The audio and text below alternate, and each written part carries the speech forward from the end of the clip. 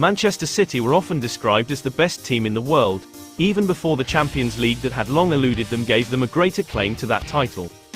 It was more contentious when their chairman, Khaldoon Al-Mubarak, called them the #1 football brand in the world. The alternative argument is that City are not even the leading football brand in Manchester.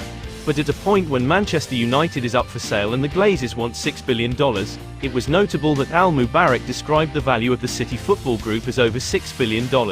The picture he painted in his end-of-season address was of financial and footballing success with some of the world's best executives, scouts and sporting staff.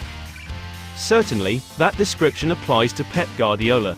And yet this could not simply be the celebration of a transformation, a 15-year journey from a team who were in the relegation zone at Christmas a few months after Sheikh Mansour's takeover to one who demolished Bayern Munich and Real Madrid, to the situation where Erling Haaland signed a contract and told Al-Mubarak he would win him the Champions League. To show you where Erling is going, this is the beginning, Al-Mubarak said. And the scary part, this is just the beginning for him.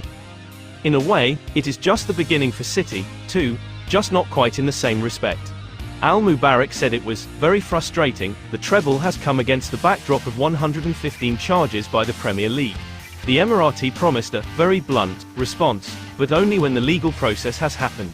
The question of whether these are tainted, tarnished titles will linger. Perhaps forever, certainly until a case is finally heard. Some might argue there is an irony there.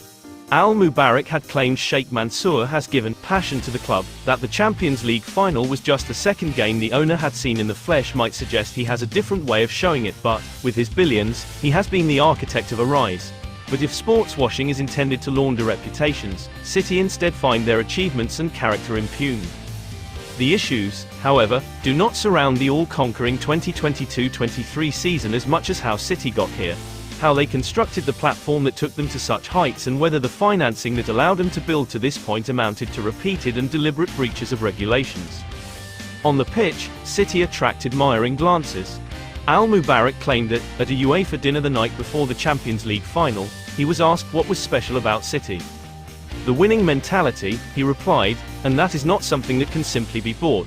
He reflected on the hunger of Haaland, who reacted to his 5-goal salvo against RB Leipzig by thinking he should have scored 7 or 8, and the humility of the World Cup winner Julian Alvarez. He talked about how City have executives that rival clubs are trying to hire, and the excellence of their medical staff. Unheralded heroes, he said. There was a point to the praise. There is a misconception that City can call upon a vast pool of players. We have a high-quality small squad, Al-Mubarak counted. But it's not what I think is the perception, which is that we operate with a huge squad. That is not the case. It is partly Guardiola's preference, but they are operating with around 18 top-class options, some of them very expensive, not a cast of thousands, like Chelsea. People will throw at us, the biggest spenders, you have the biggest squad, he said. Yet City should have few problems with the Premier League's financial fair play rules now. Look at our net spend figures, Al-Mubarak added. In a summer during which they signed Haaland, they made a transfer market profit, partly because of the departures of Raheem Sterling, Gabriel Jesus and Alexander Zinchenko, partly because they banked around £50 million by selling 4 youth team products to Southampton. There were years of vast outlay.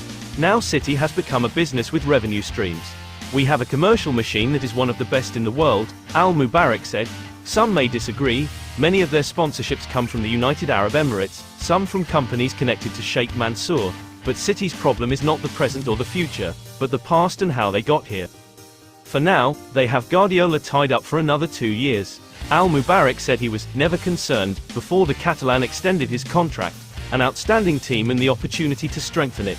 The outlook should be sunny, but there are still clouds on the landscape.